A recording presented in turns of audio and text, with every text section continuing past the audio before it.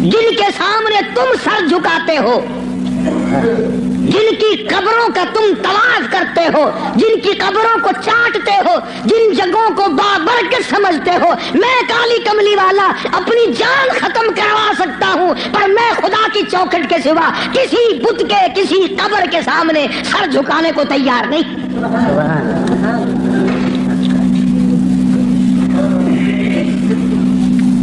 سرکار مدینہ صلی اللہ علیہ وسلم نے ابراہیم علیہ السلام کی قبر کے سامنے سر نہیں جھکایا، تم ننگوں کی قبروں کے سامنے سر جھکاتے ہو۔ مدنی کریم صلی اللہ تعالی علیہ وسلم نے اسماعیل علیہ السلام کی قبر کے سامنے سر نہ جھکایا، یعقوب علیہ السلام کی قبر کے سامنے سر نہیں جھکایا، یوسف علیہ السلام کی قبر کے سامنے سر نہیں جھکایا۔ السلام علیکم ورحمۃ اللہ وبرکاتہ۔ امید ہے دوستو آپ تمام خیریت سے ہوں گے۔ تو میں آپ لوگوں کے سامنے قاری علی ملتانی رحمۃ اللہ علیہ کا بیان لے کر حاضر ہوں، جس سے سن کر آپ کو بہت فائدہ ہونے والا ہے۔ تو ایسے بیان سننے کے لیے ہمارے چینل کو لائک، شیئر اور سبسکرائب کرنا نہ بھولیں۔ تو چلیں چلتے ہیں اور بیان کو ساری کائنات اس نے پیدا کی، وہی اس کو پالتا ہے، وہی اس کو چلاتا ہے، اور جب کسی کا وقت آتا ہے وہی مارنے پہ قادر ہے۔ ایک سانس پہلے کوئی کسی کو نہیں مار سکتا، اور ساری دنیا کے نبی، ساری دنیا کے صحابہ، ساری دنیا کے امام، ساری دنیا کے قطب اور ابدال، فقیر اور درویش اور عالم مل کر کوشش کریں، کسی کا ایک سانس نہیں بڑھا سکتے۔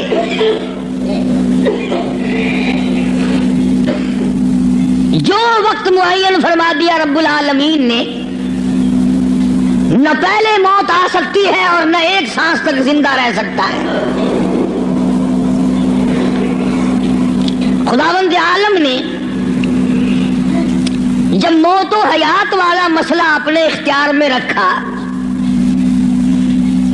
زندگی کا اور موت کا، مرنے جینے کا معاملہ اپنے قبضے قدرت میں رکھا ہے، تو نفع نقصان بھی اس کے سوا اور کوئی نہیں دے سکتا۔ نفع کا مالک بھی وہی ہے، نقصان کا مالک بھی وہی ہے۔ اب یہ تو ایک ہمارا فریب ہے، دجل ہے، ہیرا پھیری ہے، آگے بڑھ کر کہوں بے ایمانی ہے کہ اگر نقصان ہو جائے تو خدا کی طرف سے ہوا، منافع ہوا تو فلاں پیر نے کر دیا یا ہم نے کیا، گھاٹا پڑ جائے اللہ کی طرف سے، نقصان پڑ جائے اللہ کی طرف سے، نقصان پڑ جائے اللہ کی طرف سے، نفع کتنا ہی مل جائے، کبھی شکر ادا نہیں کرے گا کہ رب العالمین کی بڑی کریمی ہوئی، بڑی مہربانی ہوئی، اس نے بڑی بندہ نوازی فرمائی کہ مجھے اور میرے بچوں کو اللہ پاک نے روزی حلال عطا فرمائی۔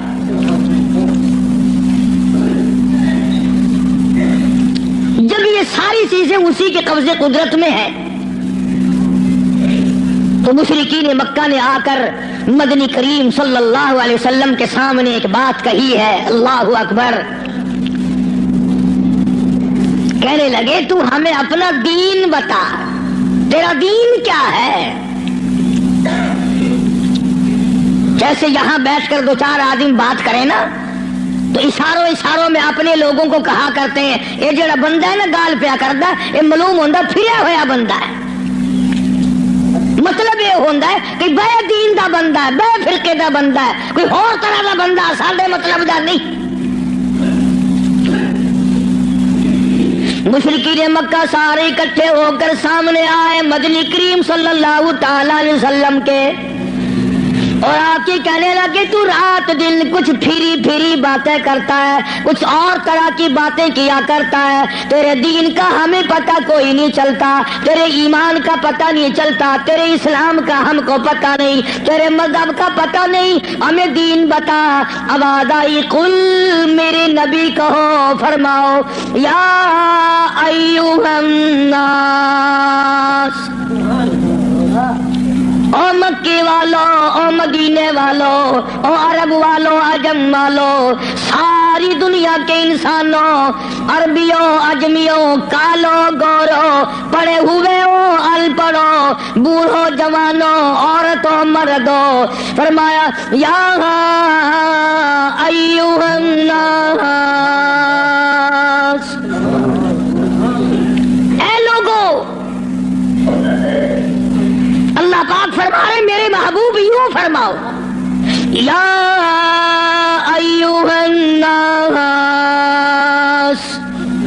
ان کنتم فی شک من دینی،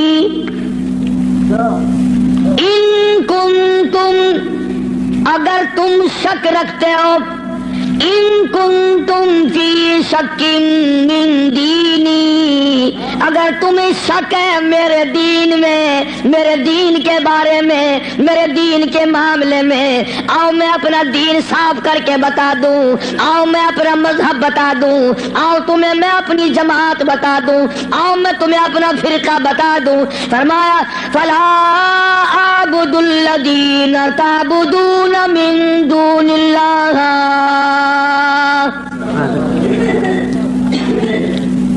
یہ ہے میرا مذہب، جن کے سامنے تم سر جھکاتے ہو، جن کی قبروں کا تم طواف کرتے ہو، جن کی قبروں کو چاٹتے ہو، جن جگہوں کو بابرکت سمجھتے ہو، میں کالی کملی والا اپنی جان ختم کروا سکتا ہوں، پر میں خدا کی چوکھٹ کے سوا کسی بت کے، کسی قبر کے سامنے سر جھکانے کو تیار نہیں۔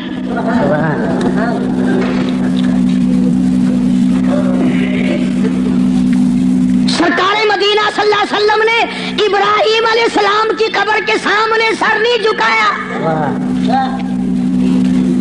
تم ننگوں کی قبروں کے سامنے سر جھکاتے ہو۔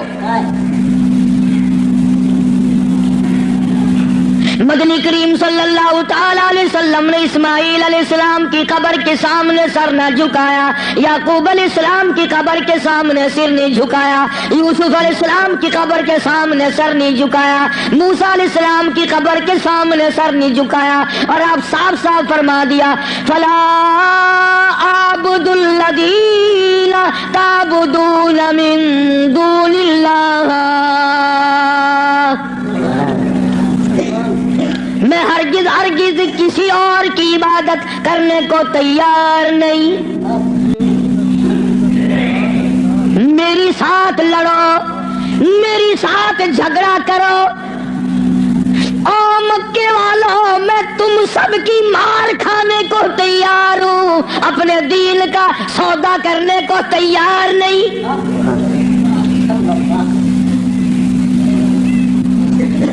رات کو مارا، دن کو مارا، صبح مارا، شام مارا، اپنوں نے مارا، غیروں نے مارا، خدا کی قسم مکے کے مردوں نے مارا، آمنہ کے درے یتیم کو مکے کی عورتوں نے مارا۔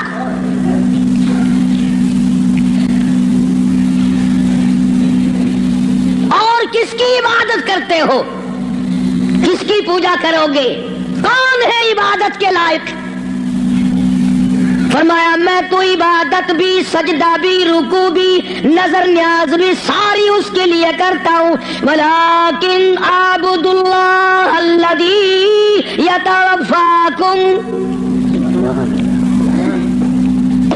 فرمایا میں اس کو خدا مانتا ہوں، میں اس کو رب مانتا ہوں، میں اس کو مشکل کشا مانتا ہوں، میں اس کو حاجت روا مانتا ہوں، میں اس کو نظر نیاز کا حقدار مانتا ہوں، جو میری اور تمہاری موت پہ قادر ہے۔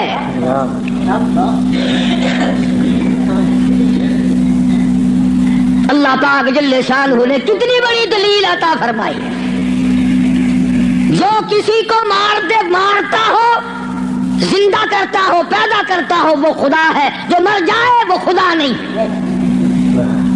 بھلا جس کی خود موت آ جائے وہ خدا کیسے ہے؟ قرآن کہتا ہے ایک لمحے کے لیے، ایک سیکنڈ کے لیے جس کو اونگ آ گئی وہ خدا نہیں، اور جو عمر بھر کے لیے قبر میں جا کے سو گیا وہ خدا کیسے ہو سکتا ہے؟ فرمایا اللہ لا الہ الا هو الحی القیوم،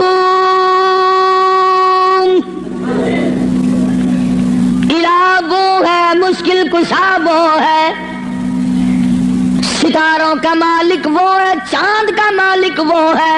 للشمس ينبغي لها ان تدرك القمر بل الليل سابق النهار وكل في فلك يسبحون.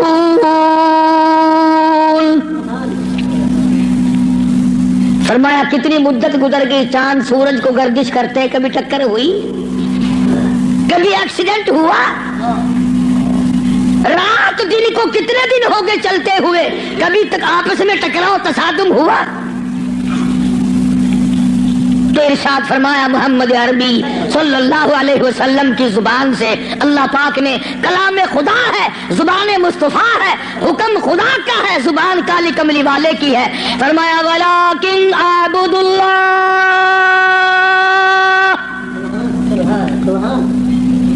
میں اس کو حاجت روا مانتا ہوں, میں اس کو مشکل کشا مانتا ہوں. میری بگڑی بنانے والا وہ ہے, اجڑوں کو بسانے والا وہ ہے, اولاد دینے والا وہ ہے, اولاد دے کر کے لے لینے والا وہ ہے, تخت و تاج عطا کرنے والا وہ ہے, اور تخت پہ سے اٹھا کر پھانسی پہ لٹکا دینے والا وہ ہے. ولیکن اعبدوا اللہ الذی یتوفاکم وامرت ان اکون من المؤمنین.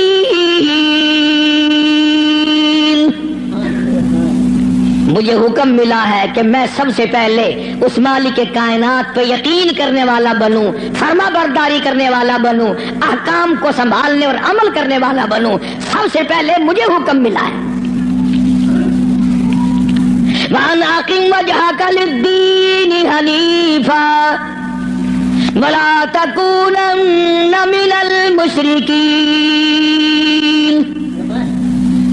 فرمایا کہ مجھے حکم ملا ہے میں اللہ سبحانہ و تعالیٰ کی طرف منہ رکھوں. منہ رکھنے کا مطلب یہ کبھی اس سے نہ بگاڑوں, اس کے مقابلے میں کبھی کسی کو حاجت روا نہ جانوں. اچھا ایک لفظ اور سمجھ لیں, اگر آپ کی سمجھ میں یہ باتیں بیٹھ جائیں تو انشاءاللہ تا زندگی کام آئیں گی. یہ جو لفظ سبحان ہے, سبحان ربی العظیم, سبحان ربی الاعلیٰ, سبحانک اللہم, سبحان اللہ وبحمدہ, سبحان اللہ والحمدللہ, فسبحان اللہ رب العرش العظیم, سبحان اللہ عما یشرکون. یہ جو قرآن میں, نماز میں, حدیثوں میں لفظ سبحان ہے, اس کے معنی, اس کا ترجمہ سب علماء اور تمام لوگ یہ کرتے ہیں پاک ہے اللہ. اس کا مطلب یہ معنی یہ کرتے ہیں پاک ہے اللہ. سبحانک اللہم, اے اللہ ہم تیری پاکی کا اقرار کرتے ہیں. جو میں آپ کو سمجھانا چاہتا ہوں وہ اب بھی نہیں سمجھے, وہ اب بھی نہیں سمجھے. پاک ہے ذات تیری. پتہ لوگوں نے کیا سمجھا, گندگی سے پاک ہوگا, چھینٹے پڑنے سے پاک ہوگا, استنجا کرنے سے پاک ہوگا, بیوی سے پاک ہوگا, ماں باپ سے پاک ہوگا, کھانے پینے سے پاک ہوگا, سونے سے پاک ہوگا, کسی کا محتاج نہیں ہوگا. یہ معنی نہیں ہے. سبحانک اللہم, اے اللہ ہم تیری پاکی کا اقرار کرتے ہیں, تو پاک ہے. کیسے پاک ہے؟ پلیتی سے پاک مراد نہیں, ناپاکی سے مراد پاک نہیں, بلکہ تو پاک ہے اس بات سے کہ تیری خدائی میں کوئی ساجھی بنے. تو اس بات سے پاک ہے, کوئی تیرا ساجھی بن نہیں سکتا. اس لیے فرمایا سبحان اللہ عما یشرکون. تو شریکوں سے پاک ہے. ہم سب کے شریکے ہیں, بھائی ہیں, برادری ہیں, قربے ہیں, قبیلے ہیں, چچے تائے ہیں, ہم سب شریکوں والے ایک خدا کی ذات ہے جس کا کوئی شریک کا نہیں, شریک نہیں, ساجھی نہیں, ہمسر نہیں, پیدا کرنے والا کوئی نہیں, اس سے کوئی پیدا نہیں ہوا. وہ اپنی خدائی میں یکتا ہے, قدیم ہے, ہمیشہ سے ہے, ہمیشہ رہے گا. ساری دنیا مٹ جائے گی, خدا جب بھی رہے گا.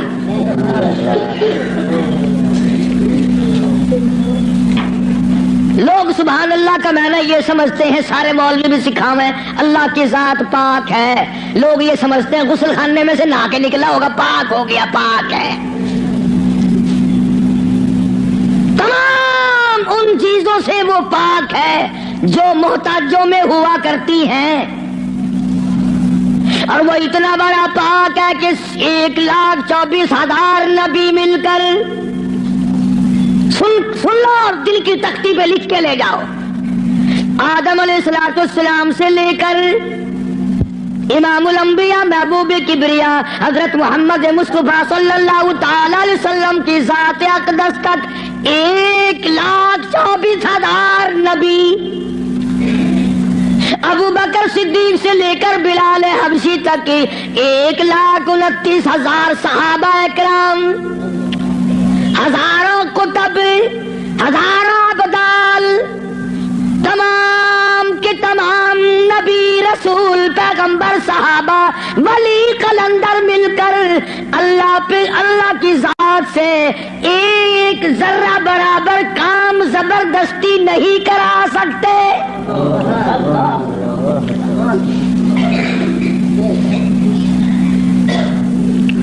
کوئی زبردستی نہیں کرا سکے گا۔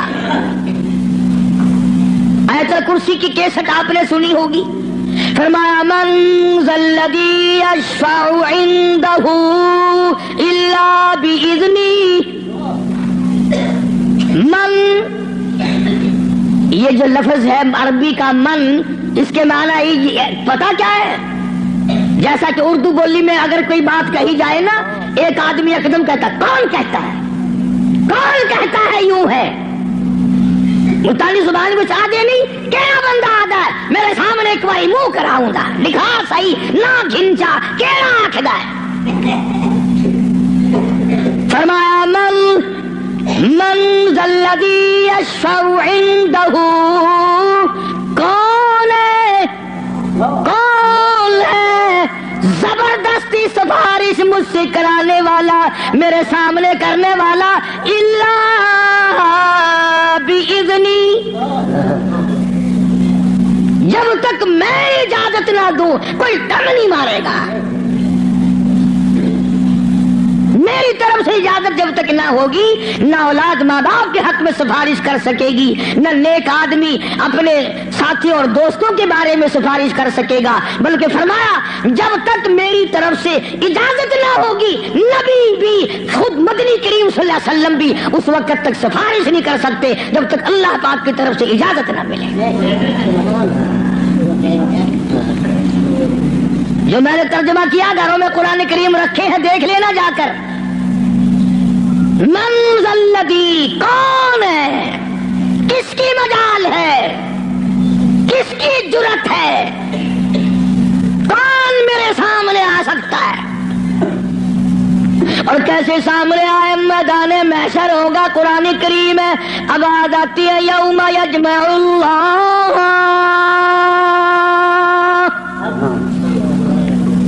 یوم یجمع اللہ الرسل فیقول ماذا اجبتم۔ اللہ پاک سارے نبیوں کو، سارے رسولوں کو، سارے نبیوں کو، سارے پیغمبروں کو جمع کر کے فرمائیں گے کیا تم نے لوگوں کو کہا تھا؟ حالانکہ اللہ پاک جانتا ہے، وہ عالم الغیب ہے، اسے پتہ ہے، مگر پھر بھی ضابطے کو پورا کرنے کے لیے پوچھتا ہے۔ ایک دو کی بات نہیں، یوم یجمع اللہ الرسل، سارے رسولوں سے اللہ پوچھے گا۔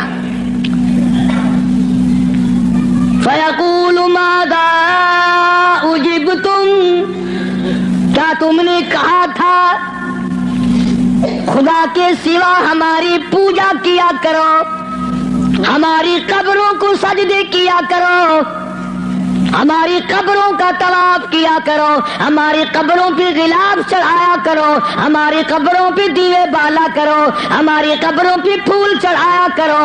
فیقول ماذا اجبتم،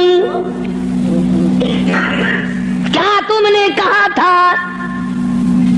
قرآن کریم ہے، کانپ جائیں گے, لرز جائیں گے, ڈر جائیں گے, اور سارے نبی فرمائیں گے قالو لا علم لنا, اے بے نیازی او بادشاہ او خالق او مالک تیری ذات جانتی ہے, لا علم لنا, ہمیں تو پتہ بھی نہیں یہ بدبخت کب سجدے کرنے آئے, کب پوجا کرنے آئے, کب چراغ جلانے آئے, ہمیں کون سی سردی لگتی تھی, یہ کب غلاف چڑھانے آئے, یہ کب پھول چڑھانے آئے. انکا انت علام الغیوب.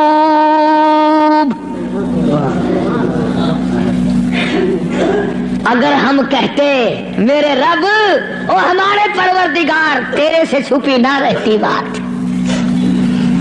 ہم نے نہیں کہا ان کو. اللہ سبحانہ و تعالی نے پھر آگے چل کر چند آیتوں کے بعد ایک ایسے پیغمبر کا تفصیلی ذکر فرمایا. سبحان اللہ, اللہ اکبر. پہلے تو سارے پیغمبروں کا حال بتا دیا, قیامت کے دن یہ بنے گا.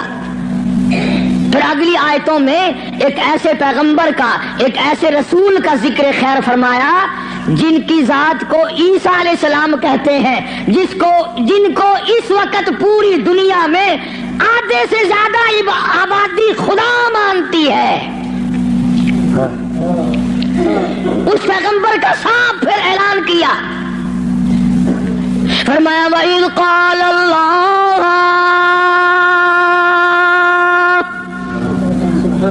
یا عیسیٰ ابن مریم, او عیسیٰ علیہ السلام بیٹے مریم کے, یا عیسیٰ ابن مریم, او مریم کے بیٹے, او عیسیٰ علیہ السلام, یہ جو عیسائی تجھے خدا مانتے ہیں,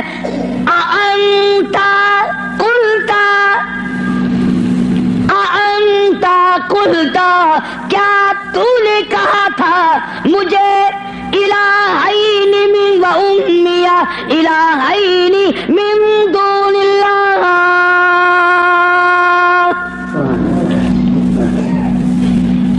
کیوں جناب اے عیسیٰ علیہ السلام, کیا تم نے کہا تھا لوگوں کو کہ مجھے اور میری والدہ کو خدا ماننا؟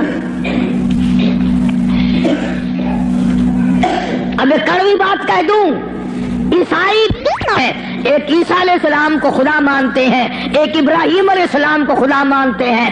عیسائی تین خدا کو مان جائیں تو اسلام سے نکل جائیں, کافر ہو جائیں, اور ہمارے لیے چھٹی ہے, ہم ہزاروں خداؤں کو مانتے رہیں. الگ الگ تقسیم بنا رکھی, فلانا مرض پاک مائی ٹھیک کرے گی, آخر مچھلی گھن کے بنا ہے, اسے پاک مائی دی جا کے بنا ہے, انشاءاللہ خیر آوے سی. مچھلیاں دی جا بئی گولی کھڑن, ککڑاں دی جا بئی ہے, بکریاں دی جا بئی ہے, ساڈا نمبر آوے انشاءاللہ کٹے دا گوشت. ماں پیو دا ختم دیوانا ہوئے نا, اندازہ لگا, تماشا دیکھ کیا بنا رکھا ہے, الگ الگ جگہ بنا رکھی ہے. اولاد وہاں سے ملے گی, بادشاہت وہاں سے ملے گی, دکان میں برکت وہاں سے پڑے گی. کیا بتاؤں, اب آئی سب نہ مریم, اور عیسیٰ علیہ السلام بیٹے مریم کے انتا, خدا کی قسم اگر تم عربی سمجھتے نا, عربی تمہارے کلیجے پھٹ جاتے. خدا نے یہ جو لفظ استعمال کیے نا یہاں, انتا, بڑے جھڑکی والے لفظ ہیں. اور کیا تو نے من دون اللہ, میرے سوا. اللہ اکبر, اللہ پاک کے غضب کو, اللہ کے قہر کو, اللہ کے جلال کو انبیاء سے زیادہ کون سمجھ سکتا ہے؟ پیغمبروں سے زیادہ اس کے قہر کو کون جانے؟ عیسیٰ علیہ السلام تھرا جائیں گے, گھبرا جائیں گے. قرآن اب جواب کیا ہونا چاہیے تھا؟ کو اللہ کے سوا خدا بنا لینا, تو جواب یہ ہونا چاہیے تھا, نہیں جی, نہ صحیح, نہیں صاحب, میں نے ایسا نہیں کیا. اللہ اللہ. اب آتی ہے عیسیٰ علیہ السلام روئے گھبرائے بول اٹھے فرمانے لگے قال سبحانک.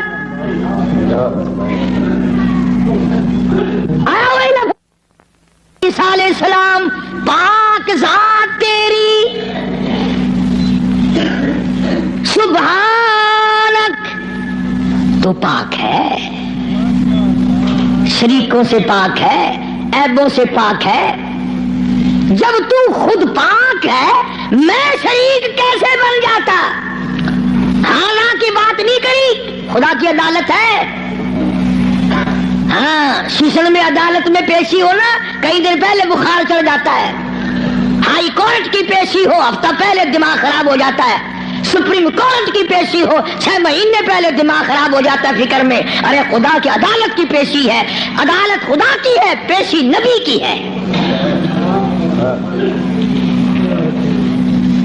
فرمایا قال سبحانک.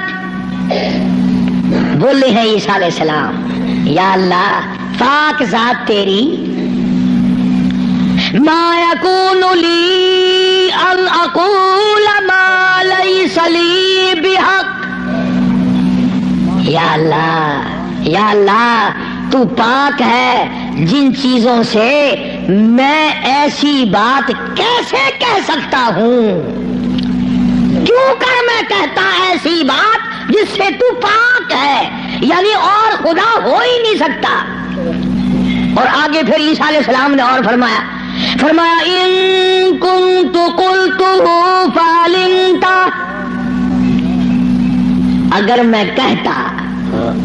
میں کہتا یا اللہ تو جان لیتا تجھ سے چھپا ہوا کچھ بھی نہیں ہے تجھے علم ہوتا. کیوں تعلم ما نفسی ولا اعلم ما فی نفسک. تجھے وہ سارا پتا ہے جو میرے دل میں ہے میرے جی میں ہے اور میں نہیں جانتا جو کچھ تیرے علم میں ہے. تعلم ما نفسی تو جانتا ہے جو کچھ میرے دل میں ہے میرے جی میں ہے. ولا اعلم ما فی نفسک میں نہیں جانتا جو کچھ تیرے علم میں ہے. انک انت علام الغیوب. غیب کی باتیں جاننے والا تو ہی ہے. تیرے سوا کون جانے کل کیا ہوگا پرسوں کیا ہوگا صبح کیا ہوگا شام کیا ہوگا اور کوئی نہیں جان سکتا. معلوم یہ ہوا کہ نفع نقصان کا مالک خدا کی ذات کے سوا اور کوئی ہو ہی نہیں سکتا. تو بات یہاں سے چلی کہ محمد عربی صلی اللہ علیہ وسلم کو مشرکین مکہ نے پوچھا تو اپنا دین بتا تو اپنا عقیدہ بتا آپ اپنا مذہب بتائیں آپ اپنا مسلک بتائیں آپ اپنا عقیدہ بتائیں. تو فرمایا وَأُمِرْتُ لِأَنْ أَوَّلَ الْمُؤْمِنِينَ. مجھے حکم ملا سب سے پہلے میں یقین کرنے والا بنوں. وَأَنْ أَقِمْ وَجْهَكَ لِلدِّينِ حَنِيفًا وَلَا تَكُونَنَّ مِنَ الْمُشْرِكِينَ. میں اس خدا کی طرف منہ کیے بیٹھا ہوں میرا اسی کی طرف دھیان ہے اسی کی طرف توجہ ہے.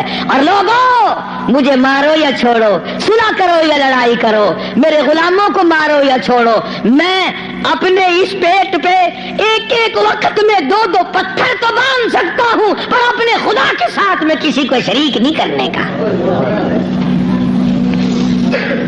میں ایک وقت میں 15 دن درختوں کے پتے تو چبا سکتا ہوں پر میں اللہ سبحانہ و تعالیٰ کے ذات میں کسی کو شریک نہیں کر سکتا. اس کی چوکھٹ کے سوا میں اور کسی جگہ سر جھکا نہیں سکتا. یہ سر کر سکتا ہے جھک نہیں سکتا. کیوں فرمایا ولا تدعو من دون اللہ ما لا ينفعك ولا يضرك. نفع اسی کی طرف سے ہے نقصان اسی کی طرف سے ہوگا. اور اگلی آیت کا اگر سیدھا سیدھا ترجمہ کروں تو آپ سمجھیں گے مشکل سے، قرآن کریم کا یہ مزاج ہے، اللہ تبارک و تعالیٰ کی یہ عادت ہے کہ وہ احکام بیان کرتے ہوئے اس طریقے سے بیان کرتے ہیں جیسا گھروں میں عورتیں ڈائریکٹ بہو کو کہتی ہوئی ذرا گھبراتی ہے، لڑائی جھگڑے کا امکان ہے کہ کھڑی ہو جا کام پڑا ہے، اصل مقصد ہے بہو کو کہنا، لیکن ماں کرے گی کیا؟ یہ چھوکری کھڑی ہو جا، دیر ہوگی، شرم نہیں آتی، اب تک پڑی ہے، جانے گی نا کہ یہ میری لڑکی ہے، برا نہیں ماننے کی، اصل میں کہنا بہو کو ہے، سنانا لڑکی کو ہے، اس لیے حکم دینا امت کو ہے اور کلوانا کالی قبیلے والے کی زبان سے ہے۔ لوگ قرآن کا مزاج نہیں سمجھ سکتے، ڈائریکٹ عورت کبھی نہیں کہتی روٹی پکا لے، بہو کھڑی ہو کر روٹی برتن مانج لے، کپڑے دھو لے، بلکہ اگر صرف چھوٹی سی بچی بھی ہوگی اسی کا نام لے گی، یہ تو جھاڑو دے لے، بکر لگا لے، برتن پڑے ہیں انہیں صاف کر لے، حالانکہ کہنا بہو کو، نو کو کہنا مقصد ہے، لیکن ماں لڑکی کا نام لیتی ہے۔ اللہ سبحانہ و تعالیٰ نے فرمایا میرے محبوب اگر آپ نے نفع نقصان کا مالک کسی اور کو سمجھا، اللہ اکبر، پھر قرآن کریم کا مزاج دیکھو، فرمایا فَإِن فَعَلْتَ اس وقت ہو جاؤ گے تم، فَإِن فَعَلْتَ فَإِنَّكَ إِذًا مِنَ الظَّالِمِينَ،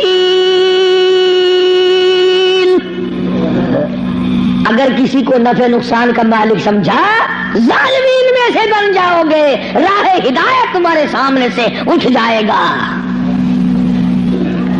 اس لیے میں نے یہ عرض کیا، وہی 11ویں، چھوٹی 11ویں، درمیانی 11ویں، پتہ نہیں کیا کیا بنا رکھا ہے۔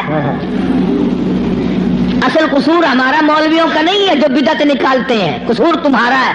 اگر خوشی خوشی میں صبح صبح مولویوں کے مٹھے 2-2 4 روپے مار آؤ تو ایمان سے نہ یہ تمہیں 11ویں بتائیں نہ یہ 18ویں بتائیں، رہنا تو یوں نکلتا ہے نا۔ فرمایا پھر ظالمین میں سے ہو جاؤ گے اگر تم نے، اب جس کا یہ عقیدہ ہے کہ اگر میں نے 11ویں نہ بنائی تو بھینس دودھ نہیں دے گی، اس لیے قرآن کریم کی میں نے وہ آیت عرض کی تھی پچھلے جمعے کو، اللہ فرماتے ہیں بھینس کا چمڑا کالا، کھاتی ہے سب ساوا چارہ، اور ادھر گوبر ہے اور ادھر رتا خون ہے، بیچ میں سے سفید خالصاً صاف ستھرا دودھ تو نکال لوں میں، پیدا کروں میں، اور جب تیرے ہاتھ میں آ جائے کہ تمہیں نہ پیار بسایا، اگر 11ویں کا کھیر بنے نہ کھڑا۔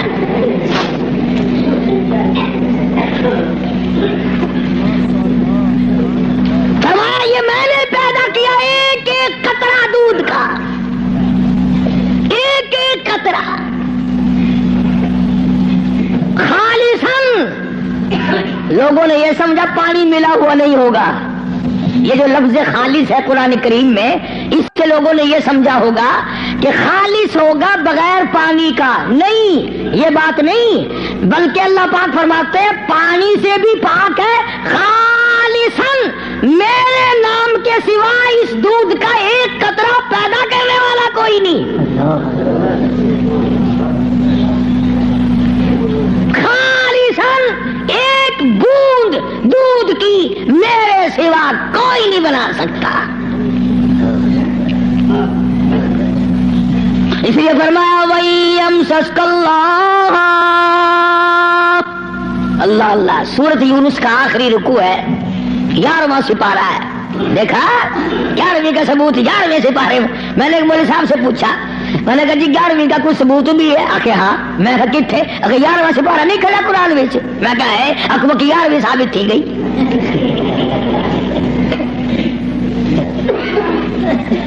11واں سپارہ آخر نہیں بکھا ہے، اکبر تھی گئی۔ اندازہ لگا کیا قصے ہیں یہ۔ اللہ پاک ہماری رگوں سے بڑا واقف ہے، جانتا ہے نا آدمیوں کی کمزوریوں کو، اور خود اس نے جو بنایا۔ فرمایا کہ اچھا جی یہ باتیں اس وقت تک کی ہیں جب آدمی سکھیا ہو، جب پریشانی میں ہوتا ہے، جو چکر میں پھنستا ہے، مت ماری جاتی ہے، عقل کام نہیں کرتی، پھر وہ اس قسم کا کام کر بیٹھتا ہے۔ اللہ پاک نے فرمایا وَإِن يَمْسَسْكَ اللَّهُ بغر فلا کاشف لہ الا ہو، اگر کسی کو دکھ پہنچے، کوئی چکر آ پڑے، کوئی مصیبت آ پڑے، کوئی دکھ آ پڑے، کوئی پریشانی آ پڑے، اللہ ہو، میرے سوا کوئی دور کرنے والا نہیں۔ کون ہے؟ تیرا بخار اتارنے والا کوئی نہیں، تیری بگڑی ہوئی بنانے والا کوئی نہیں، تیری خالی جھولی کو بھرنے والا کوئی نہیں، تیری خالی جیب کو بھرنے والا کوئی نہیں، تجھ بے علم کو علمدار بنانے والا اس کے سوا کوئی نہیں۔ فرمایا وَإِن يُرِدْكَ بِخَيْرٍ فَلَا رَادَّ لِفَضْلِهِ، اگر کوئی کسی کو اچھائی پہنچانا چاہے تو میرے حکم کے سوا پہنچ نہیں سکتی۔ اللہ نے سارے واقعات قرآن کریم میں سمجھا دیے۔ اب عام مسلمان اگر قرآن کی طرف توجہ نہ دے، تمہیں اخبار پڑھنا آتا ہے، تمہیں رسالے پڑھنے آتے ہیں، تمہیں ڈائجسٹ پڑھنے آتے ہیں، تمہیں ناول پڑھنے آتے ہیں، تمہیں کتابیں پڑھنی آتی ہیں، اگر تمہیں نہیں آتا تو خدا کا قرآن سمجھنا نہیں آتا۔ کبھی کوئی اب باپ اپنے بیٹے کو اس نیت سے نہیں پڑھاتا میرا بیٹا پڑھے گا، قرآن کا ترجمہ سیکھے گا، میں تو ان پڑھ رہ گیا، مجھے بھی سنایا کرے گا، میری اپنی اماں کو بھی سنایا کرے گا، اس نیت سے کون پڑھاتا ہے؟ نیت بات پہلے ہوتی ہے، بعد میں آگے ہم لوگ چلتے ہیں۔ قرآن سے دشمنی اس دنیا میں، اس ملک میں، ہندوستان میں سب سے پہلا ترجمہ قرآن کریم کا مجدد الفسانی امام ربانی شیخ احمد فاروقی سرہندی رحمت اللہ علیہ نے کیا۔ قرآن کا ترجمہ کر دیا فارسی میں، وہ زمانہ فارسی کا تھا، لوگ عموماً فارسی بولا کرتے تھے، دلی میں، آگرے میں، میرٹھ میں دفتری زبان، سرکاری زبان فارسی تھی، تو مجدد الفسانی سرہندی رحمت اللہ علیہ نے قرآن کریم کا ترجمہ فارسی میں کر دیا۔ اب جتنے بڑے بڑے پیر تھے، گدی نشین تھے، سب کو آگ لگ گئی۔ انہوں نے کہا اگر قرآن کا ترجمہ لوگوں کے سمجھ میں آ گیا پھر ہماری پوجا کون کرے گا؟ اگر قرآن سمجھ میں لوگوں کی آ گیا پھر ہماری پوجا کون کرے گا؟ چنانچہ سارے پیر فقیر اکٹھے ہو کر بادشاہ کے پاس دلی گئے، احتجاج کیا کہ دیکھو جی ہم یہ بات گوارا نہیں کرنے کے۔ کیا بات جی؟ فقیر ہو، درویش ہو، قلندر ہو، پیر ہو، مولوی ہو، کیسے آئے ہو؟ انہوں نے کہا توبہ توبہ توبہ توبہ، قرآن کی بے ادبی ہو گئی۔ کیا ہوا؟ دیکھو ترجمہ لکھا ہوا تھا نا یہ برابر میں، انہوں نے کہا دیکھو جی قرآن میں است پست لکھ دیا، وہ فارسی زبان لکھی نا حضرت نے ترجمے میں۔ توبہ توبہ، قرآن کی بے ادبی، ملاوٹ کر دی قرآن میں، اور اندر کا چور بتایا نہیں کہ ہمیں ڈر یہ ہے کہ اگر قوم قرآن سیکھ گئی تو پھر اتنے کون آئے گا؟ بادشاہ ان کی باتوں میں آ گیا، مجدد الفسانی سرہندی رحمت اللہ علیہ کو طلب کیا، دلی بلایا، اور ایک پیر چلتا ہوا کان میں پھونک ماری آیا بادشاہ کے، کہنے لگا پکا وہابی ہے، وہ وہابی ہو گیا ہے۔ اس پر بھی ایک بات یاد آئی میرے، آپ کو بھی سنا دوں لطیفے کی۔ مولانا اشرف علی تھانوی سب کہہ دو رحمت اللہ علیہ، یوں لکھا ہے کہ ایک گاؤں میں بنیے کی دکان تھی، جیسے ساری دنیا میں تھی اور ہے۔ مولوی صاحب جو تھا امام مسجد، وہ سودا ادھار خریدا کرتا تھا، سبھی ادھار لیا کرتے تھے اس زمانے میں بنیوں سے۔ ایک دن بنیے نے ذرا گرم ہو کر کے مولوی صاحب سے کہہ دیا کہ جی وہ پیسے بہت دنوں کے ہو گئے، پہنچاتے نہیں ہو، کمال ہے تمہاری، لے لے کے کھا جا رہے ہو، دیتے نہیں ہو۔ مولوی صاحب ناراض ہو گیا، جمعہ جو آیا اس میں اعلان کر دیا آج کے بعد اس بنیے کی دکان سے کوئی سودا نہ خریدے، میں نے تحقیق کی ہے یہ بنیا وہابی ہو گیا ہے۔ اب لوگوں نے تو مولوی کا کہنا ماننا ہی تھا، سارے چھوڑ گئے۔ بڑھیا صبح بیٹھے، شام کو تھپڑ میں سے یوں ہی خالی اٹھ جائے۔ بڑا حیران ہے کیا ہوا، یہ تو ہوتا تھا کبھی زیادہ بک گیا کبھی تھوڑا، یہ جنرا کیسے لگ گیا، کوئی نہیں آتا، بالکل بند۔ 2-4 دن کے بعد اسے پتا چل گیا کہ مولوی صاحب نے جمعے میں اعلان کیا کہ بنیا وہابی ہو گیا ہے، اس لیے سودا لینے کوئی نہیں آتا۔ بنیا بولنا ہو دیکھو کہاں ماری مولوی نے۔ اس نے سوچا چلو مولوی والے پیسے رہ جائیں گے، آئندہ کاروبار تو کرنا ہے۔ گیا اور جا کر کے ہاتھ جوڑ کے کہنے لگا مولانا وہ پچھلے بھی معاف کر دیے اور اگلا جو بھی لیا کرو میں پیسے نہیں مانگنے کا۔ بس اگلے جمعے کو مولوی صاحب نے اعلان کر دیا فلانے بڑیے سے سودا خریدا کرو، اس نے وہابی پڑے سے توبہ کر لی۔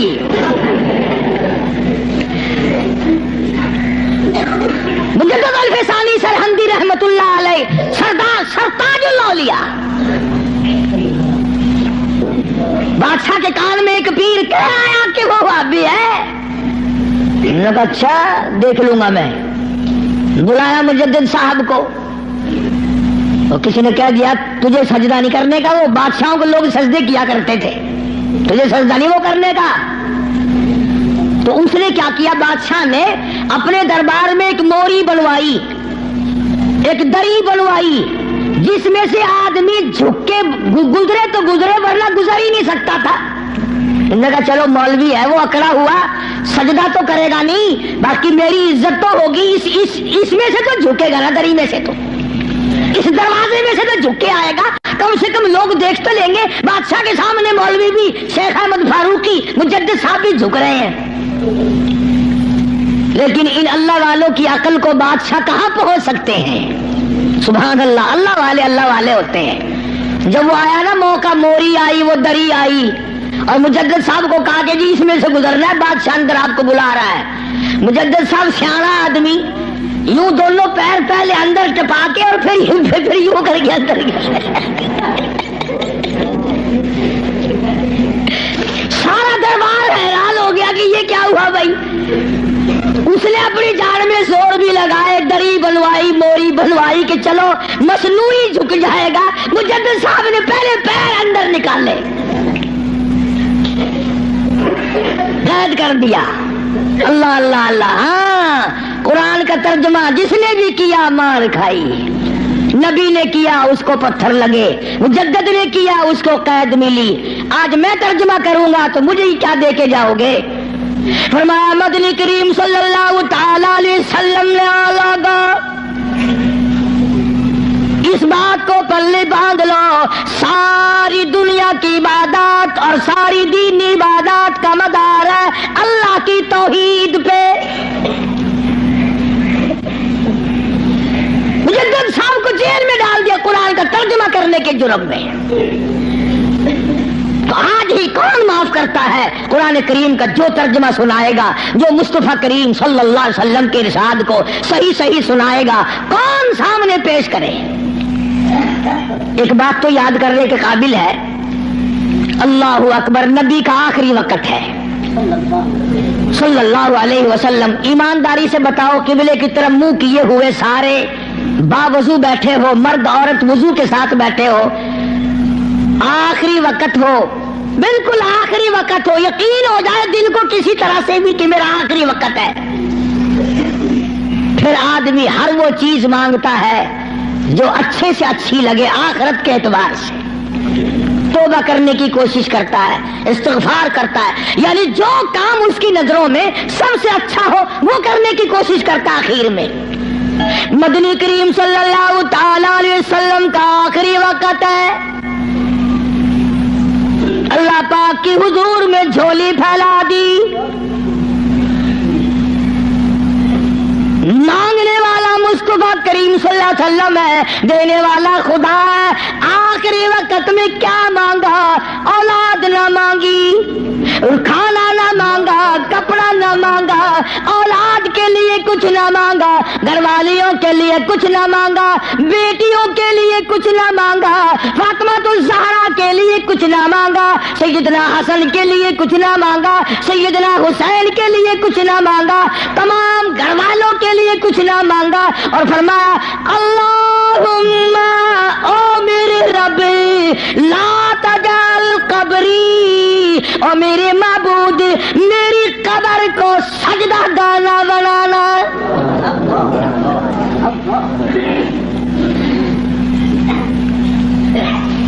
دعا ہے امام الانبیاء، یہ جو جالیوں کے پاس کوڑا لیے کھڑے ہیں یہ کالی کملی والے کی دعا ہے، دعا۔ انہوں نے تو کہندے ہی رہنا تیری خیر ہوئے پہرے دارا، روزے دی ڈالی چوم لین دے، ایک لگدا پٹخارا ہو گیا۔ ہوں 400 بندے کٹھے ہوئے مدینے پاک اسی ملاد کرنا ہی کرنا ہے، انہوں نے پھڑ کے ٹھوک دیتے جیل وچ۔ مگر تسی اتھے مدینے پاک امام الانبیاء دا روزہ اتھے ہوئے، کالی کملی والے صلی اللہ علیہ وسلم دا روزہ مبارک اتھے ہوئے، حضور دے 10,000 جرنیل اتھے ستے پے ہومن، حضور دی 4 بیٹیاں اتھے ہومن، حضور دی 2 گھر والیاں اتھے ہومن، حضور دی 6 پھوپھیاں اتھے ہومن، اور جتھے خالی جیسے جرنیل سوئے ہوئے ہو وہاں تو بیٹھ کر میلاد کرنے لگا۔ لگائے ڈنڈے لاہور کی پولیس نے بھی۔ احتجاج کرو جی، اللہ کا دربار ہے، مصطفیٰ کریم صلی اللہ علیہ وسلم کا دربار ہے، اللہ کی اجازت کے بغیر اور میرے محبوب صلی اللہ علیہ وسلم کی منشا کے بغیر مکے مدینے میں کوئی قائم نہیں رہ سکتا۔ تو دعا مانگی اللہم لا تجعل قبری، یا اللہ میری قبر کو سجدہ گانا بنائیو۔